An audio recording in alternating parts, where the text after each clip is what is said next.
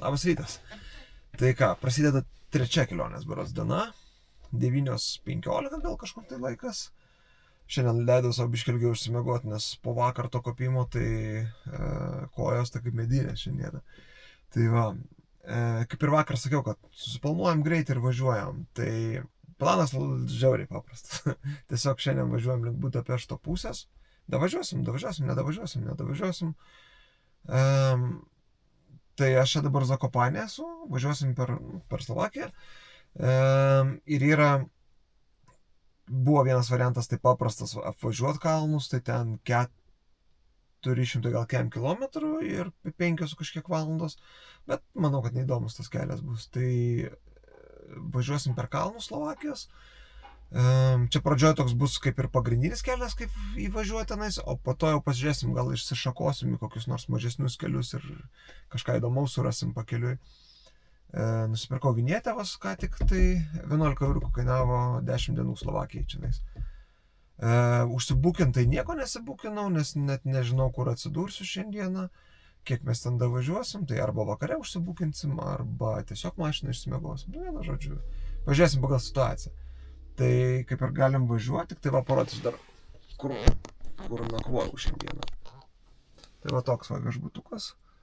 Čia visai fainas ir už 18 eurų, tai čia buvo labai geras dylas, ypač užsisakant prieš pat išvažiavimą. Oi, ne prieš pat išvažiavimą, o tą pačią dieną. Tai va, važiuojam. Tai kol kas planas toks, kad nuvažiuosim nuo šitos vietos, kur aš nakvojau iki Zakopanės, kas yra, kiek čia gal 10-15 km rodo. Pasižiūrėsim biškį Zakopanę, bet tiesiog prasivažiuosim ir viskas. Ir tada jau suksim link Slovakijos pusės. Ir dabar bus įdomu stebėti, mes kokiam aukštį būsim, nes dabar yra 900 metrų. Slovakija gali būti biškį aukščiau pakilti. Man atrodo, Slovakijoje aukščiausias kelias, kurio gali pavažiuoti su paprasta mašina, gal 1.2 yra ar 1.3 kažkas tokio. Bet čia buvo labai per sekundę paskaityta viskas, tai pamatysim tik tai vėliau. Tai va, kol kas važiuojam.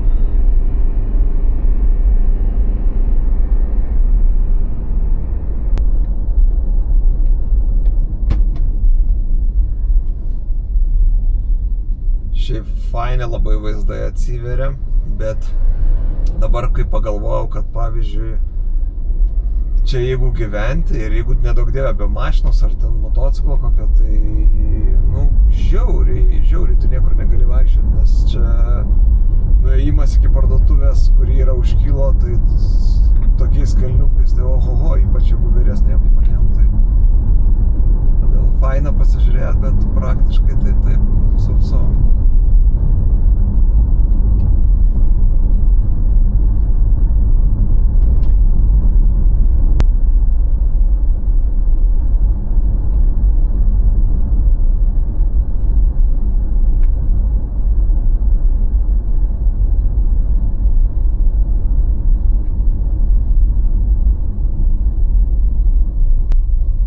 Užsukim dar užsipil kūro, nes nedaug ir liko, gal 100 km kokį turiu. Tiesa, pas mane dujas, tai dujas panašiai kaip Lietuvoje kainuoja, gal truputį brangiau, bet realiai tai labai panašiai. Ir angalis, tai čia eina standartinis lietuviškas, tai irgi be jokių problemų įsipilsit. Tai kur čia tos dujos? Čia berods. O, super.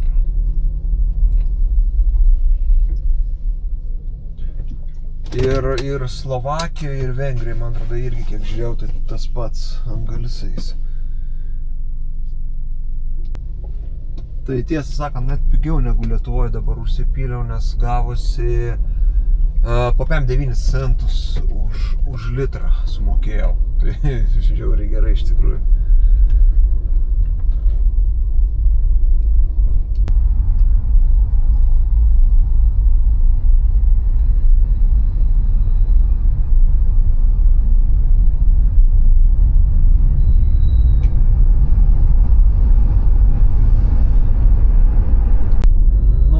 Prasideda Zakopanė, tai lemba labai ilgai važiavom.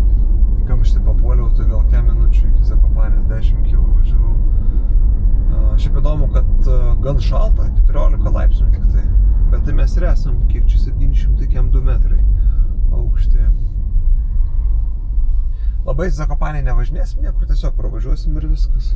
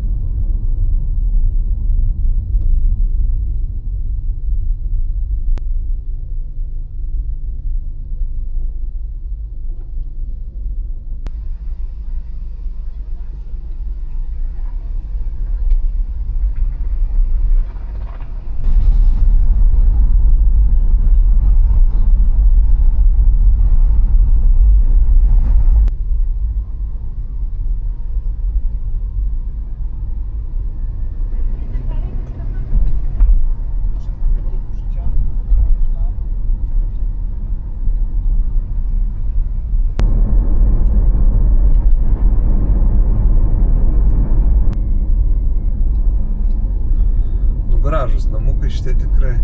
Aš kažkaip įsivaizduoju, kad kokį rudenį arba žiemą labai gražiai turėtų atrodyti jie apsnigti ir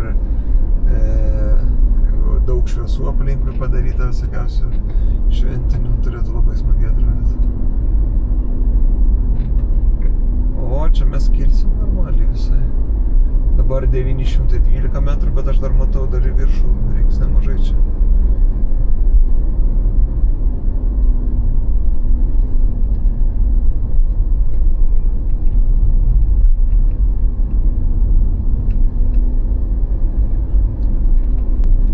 Taip, kilometras 600.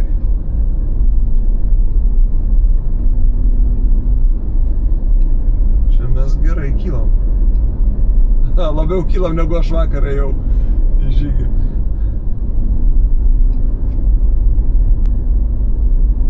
Ok, nu čia gražu tikrai. Taip, kilometras 100.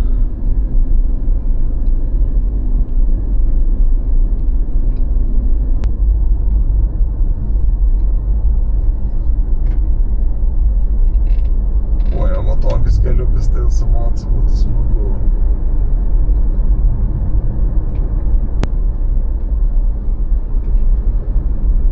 Nu ką, galit pasveikinti. Slovakija pasiekta. Sustokim, tik tai va nusifotkinsim. Nusifotkinsim greičius. Taip, aukšt. Turim. Tai va, Slovakija, kaip sakiau, pasiekta. Dabar ir kaip tik sutapo, kad kaip tik 1000 km pravažiuota nuo Vilniaus. Tai sąnaudos, kas įdomu, 9,4 litro dujų. Tai su dabartiniam dujų kainom tai visai smagu. Čia apie 6 eurai, gal kažkur 100 km. Tai net ir vienam baisiai nesikandžia, bet jeigu, pavyzdžiui, keturiese važiuoti, tai čia iš vis būtų ten, kiek čia būtų, po 15 eurų susimest kiekvienam iki čia davažiuoti. Nu ką, žiūrim, kas čia bus. Ir Hondikė tiesa, bet be priekaištų kol kas.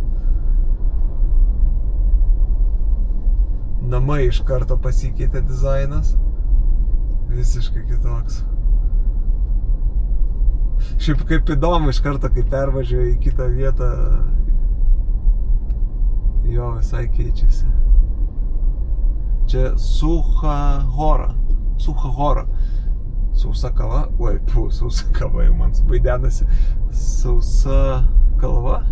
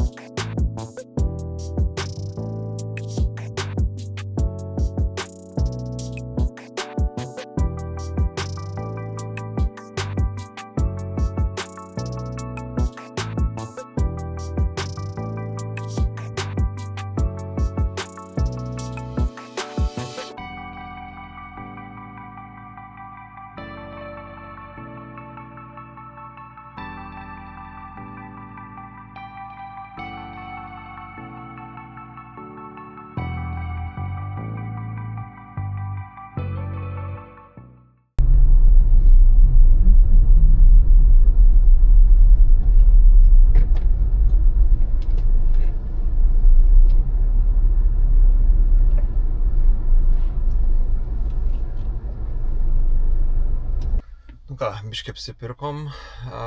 Kainos pažiūrėjau, tai plius minus panašios kaip pas mus. Kai kas brangiau, kai kas pigiau. Čia Lidl'e turiu mini. Taip, tai dabar pasidėliojom maršrutą, tai varysim į tokį miestelį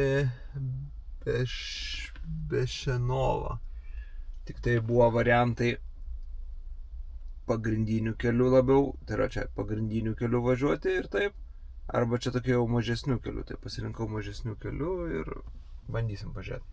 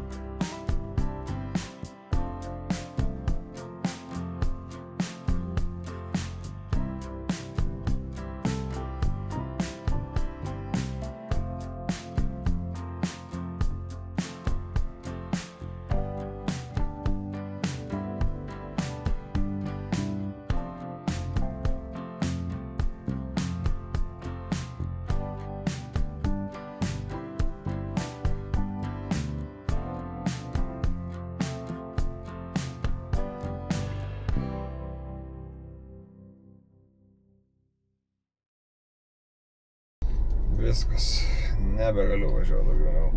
Mygdo, kai nežinau, ką. Pusvalanduką miegosim.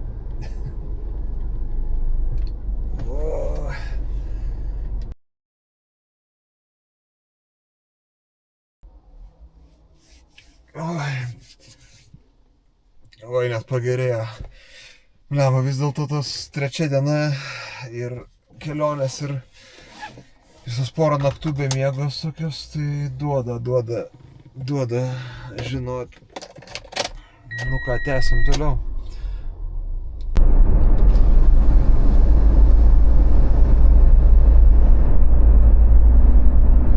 Nu ką, pradėjom jau kilti intensyviai ganėtinai į viršų. Pažiūrėsim, koks bus aukštis. Apačioj buvo 400 metrų, dabar jau 700 kem. Ir pažiūrėsim, kiek. Turėtų būti apie kilas, tai tikrai.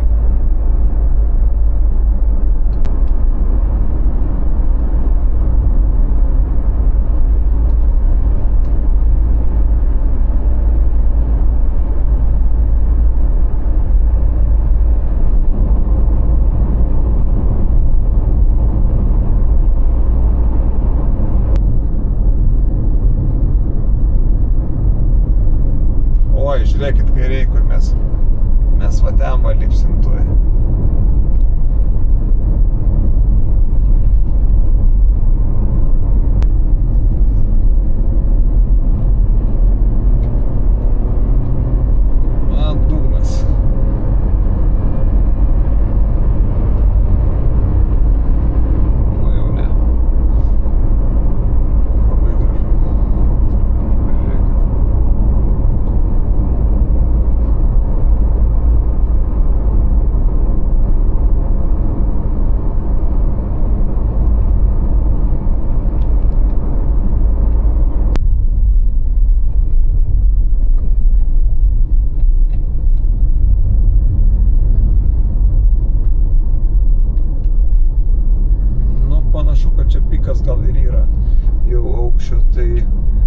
kilometrą 175 metrai buvo.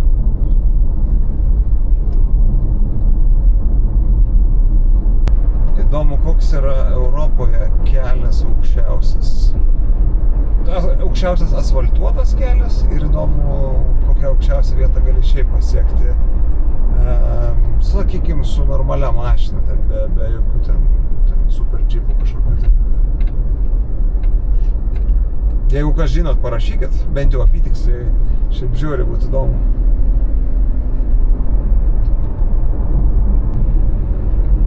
Ir tiesa, kas įdomu, tai kad temperatūra tai 20 laipsnių, bet jaučiasi tai kaip kokie, nežinau, 28, ta saulė tokia pati labai stipri. Kalnuose vis tiek kitaip biškinai veikia.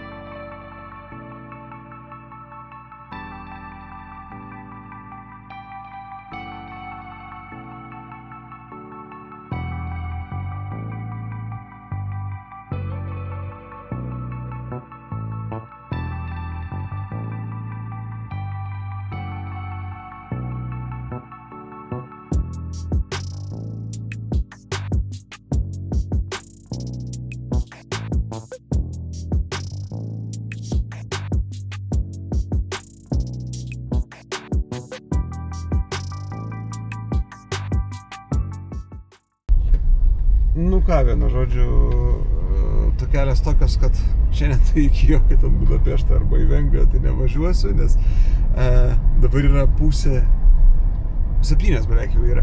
Ir jau saulė pradeda po biškį leistis čia. Jau ir saulė leidžiasi ir man akis leidžiasi. Todėl užsibukinau čia švietą. Kaip tik atsirado šitam miestelį, kur buvau sustojęs. 31 euras ir čia praktiškai pigiausia kas yra, nes aš žiūrėjau netgi ten iki Budapešto vos dar ateinančius ten 105 kg ir kad už tokią kainą net nėra apskritai nieko išsinuomoti. Tai vienu žodžiu pasiemu čionais, turėsiu dar visą vakarą laisvą, tai galėsiu video pabaigti šitą, nes labai nesinori tamsoj važiuoti, tai ne kaifas tikrai ir dar pavargusiam. Ir tuo labiau dar atvažiuoti į Budapeštą, kur ten reiks naviguoti aplink jį ten naktį. Tai rytoj ramiai už tada važiuosim. Tai vat. Nu va, parodysiu, ką aš čia gavau.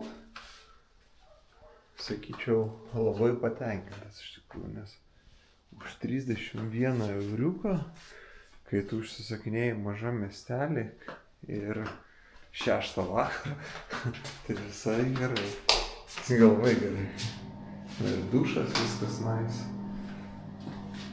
Čia, kadangi jau nieks nedirba čia, tai va mano pietus kokie bus hamburgeriukai, porą alaus palakų paragausim. Nu ir iki rytdienos tada. Okay.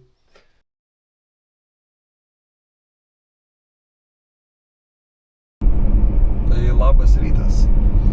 Šiandieną 4. kelionės diena ir apie 10 ryto mes startuojam nuo Grivonos miestelio Slovakijoje. Šitas pats miestelis, kur aš vakar ir apsistojau.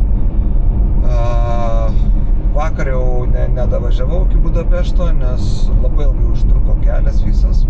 Aš vakar pravažiavau 220 km per visą dieną. Čia nuo pusės 10 iki 7 vakaro. Nes labai vingiuoti keliai buvo. Plus aš ir niekur neskubėjau, nes gražu pasižiūrėti, taip ramiai važiuoti. Tai tikrai užtrukau. Tai va, tai jau nenorėjau vakar grūstis į tokį didelį miestą. Tai va, o šiandieną mūsų planas dabar toks. Važiuosim į Budapeštą, ten aš jau turiu vietą išsinomavęs. Su vieta buvo problemų susirast, kaip su pinigais problema, nes čia biudžetinė kelionė.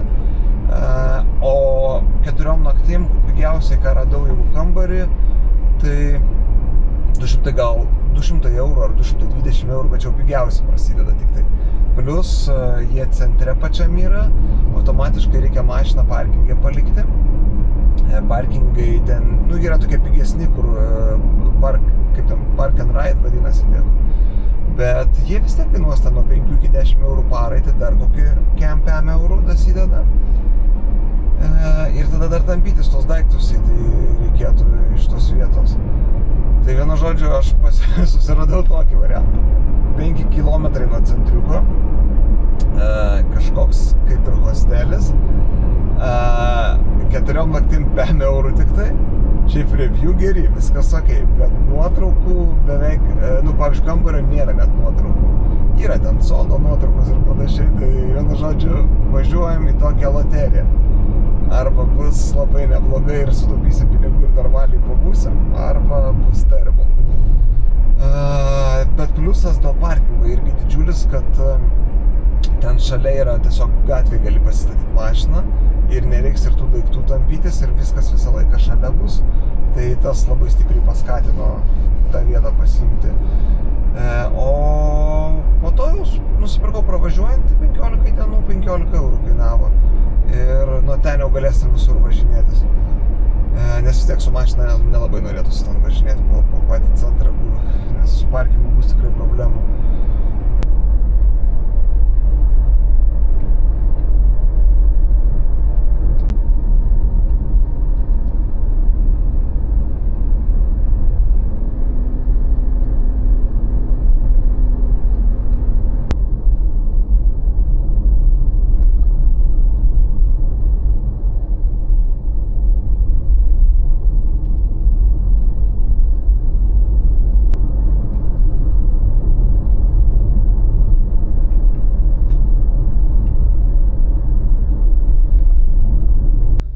Žinot ką? Važiavau ir dabar žiūriu, kad man GPS-as rodo pro dešinę važiuot, čia kur žvyrkelis. Ir čia dar važiuot gal 20 km iki, kur jau tikrai žinau asfaltas. Bet aišku, mes pabandysim bent jau pakilt, pažiūrėt, kas ten viršaus. Aš visai norėjau kažkokios bekelės biškį. Įkišam priekį, pažiūrėsim, kas ten bus. Man atrodo, gal čia GPS-as tiesiog gripavo. Ai, čia toks kaip ir būtų asfalto, nebūtų. Įdomu.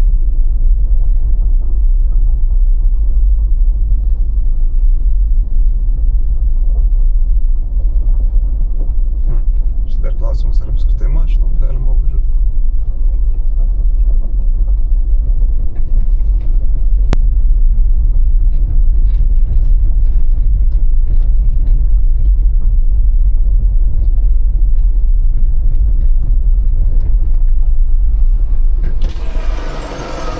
Is it okay? Yeah? Okay. Ne, sako normaliai, o žiūrėkit, tempo medžius čia. Gausim bekelės, vienu žodžiu, 20 km buvo. Norėjau, tai ir bus kažko.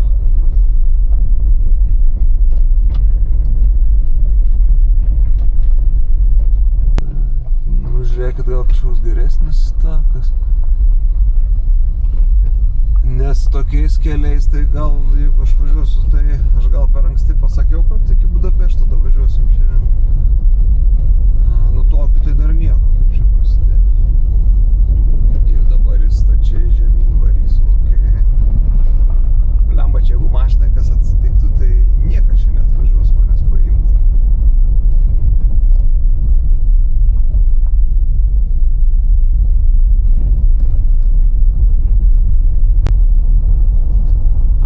Tai panašu, kad normaliai čia bus visai. Jeigu toks bus kelias, tai mes lėtai ir davažiuosim.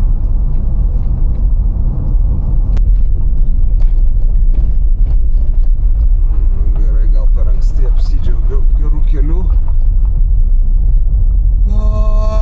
Ir jau momentas tuoj bus, kai jau nuspręsiu, kad jau nevertės grįžti, tai reiks tiesiog tęsti. Ir blemba, čia tos duobės nesimato, nes labai daug šešėlio ir nematai tų jų. Nu jo.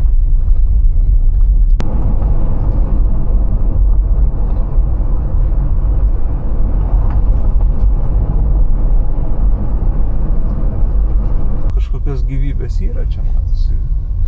Kažkas čia gyvena. Tas suteikia man viltį, kad mes davažiuosim, čia viskas normaliai yra.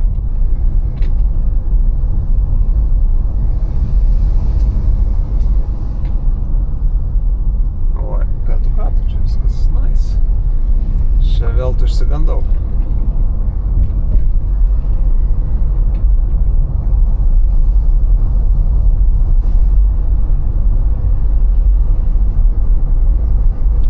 Žiūrėkit, ir vaizdai atsiveria.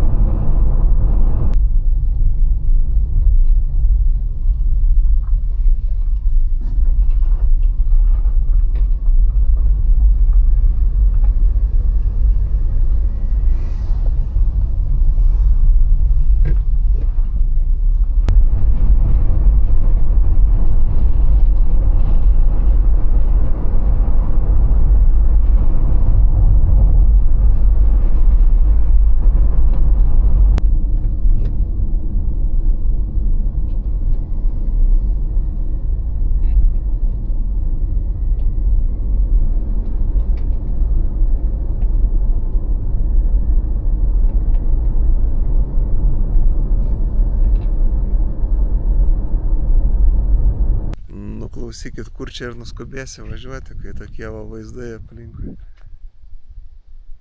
Tiesiog važiuoji po biškį ir mėgaujasi.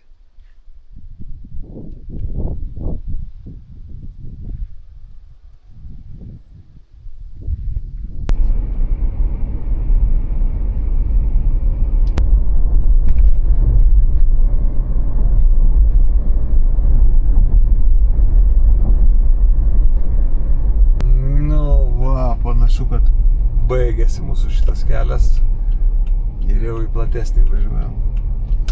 Tai vienu žodžiu, intuicija išvedė gerai. Kad pradžioje galvojau, kad bus ten šakas pradžioje tom kely, bet normaliai. Oi, kaip malonu dabar.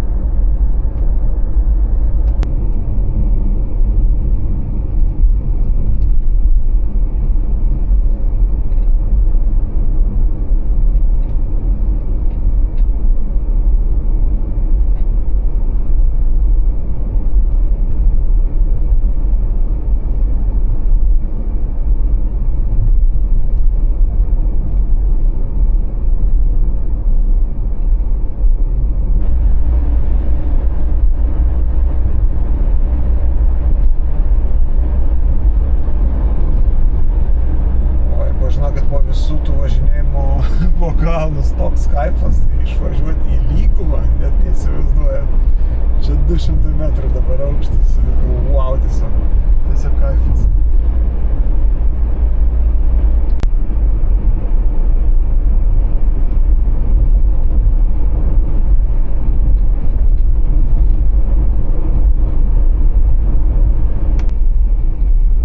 Nu, va, jau realiai esame prie pat sienos. Kažkur tai čia degalinė. Šiaip tai man dujų reikėtų, bet realiai tai čia nebuvo paskutinius 100 kilų, kur užsipil dujų. Benzas dujos, benzas dizelis be problemų, o su dujom nėra čia pas juos. Aš aišku specialiai nevažinėjau, nenusukinėjau ieškot. Ir žinot ką, užsišnekėjau. Taip, reikia suktis, važiavau ne ten.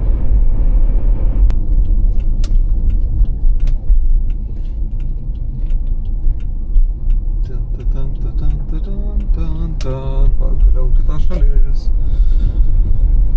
Ir nebūta niekados dar. Nu va, tikrai įdomu. Taip.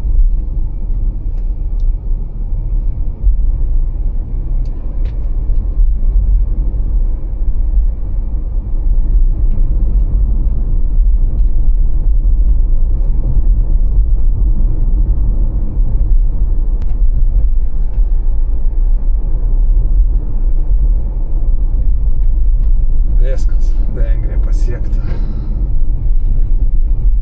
Tai 50 mieste, 90, 60. Reikia nusifotkint, nes pamirščiau. Va šitą va posūkį ir pamirščiau. O, bet pažiūrėkit, kaip patogu. Tesco iš karto. O kokia velnio čia tokia didelė Tesco iš karto prie sienos. Tai reiškia, kad greičiausiai pas juos yra pigiau negu Slovakijoje. Gerai, pažiūrėsim. Šiaip apie kainas vengriškas irgi nesidomėjau per daugiausiai, pasidomėjau tik kuru ir viskas. Ir kiek kainuos man nakvynė. Oi, kelias koks geras.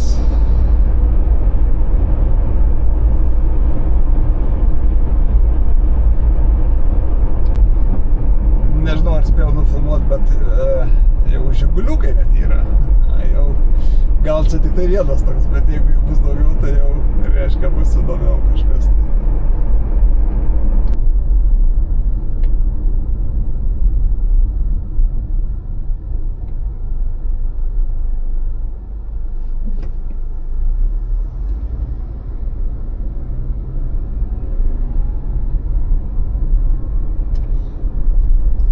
Vienu momentu pagalvojau, kad lietuvius pamačiau su mašina. Pasirodo, Vengrijoje irgi eina 3 raidės, bet tada brūkšnys ir 3 skaičiai.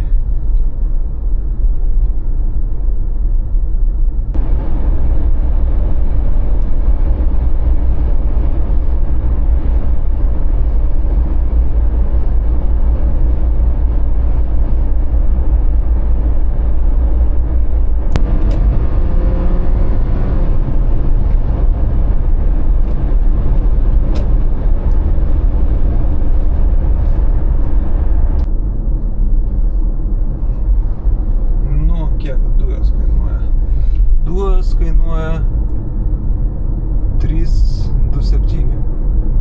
327 ko? 327. Čia, žinot, toks pastebėjimas, kad iš Slovakijos pusės ten jau buvo tokie mažiukai miesteliai ir taip jau buvo labai, minimaliai žmonių, kažkokio veiksmo nevyksta nieko. O čia va biškį nuvažiavam, va pažiūrėkit, pilna ir parduotuvėlių, ir žmonių yra jau daugiau gyvybės tokios. Bet čia yra, aišku, 100 kilų iki prekybos centro, kur važiuojam Budapešte, tai visai netoliau. Bet jau kažkas įdomiau.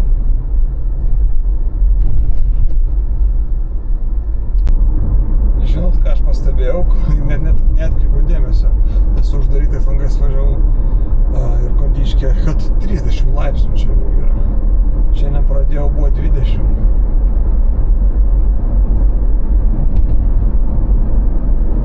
Šiaip įdomiai padarytas kelias, jis 3 juostų, viena juosta į vieną pusę ir 2 į kitą. Tai 2 juostos prasideda, kai reikia į kalną kilti tam, kad galėtum aplenkti. O kai jau nuo kalno važiuoji, tada viena juosta. Šiaip labai, jeigu nėra galimybės ten, kad 4 juostos būtų, tai toks sprendimas visai nieko iš tikrųjų. Oho, netgi tokį kelią gausime biškį. Pasivažiuot. Net išėjo įsijungti šitą cruise controlą. Paskutinį kartą cruise controlą įjungęs buvau tikriausiai prieš 500 km. Ir dar įdomus dalykas, šiek tiek mane stebinantis, tiesą sakant, jeigu manęs atmintis neapgauna, paskutinį kartą aš kurą pyliausi Zakopanėje, dabar 308 km pravažiuota nuo to laiko ir mano sąnaudos 9,7 litro dujų tik tai per tokius kalus važiuojant, ta prasme, tai čia labai padoriai, sakyčiau. Realiai tas pats, kas tiesioji man gavosi.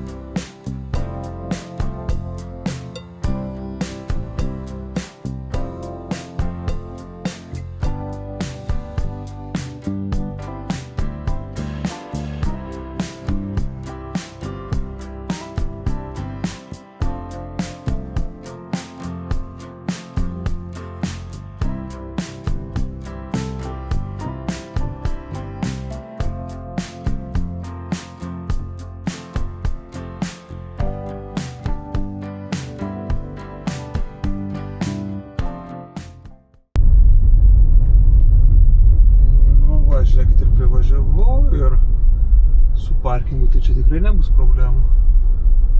Taip.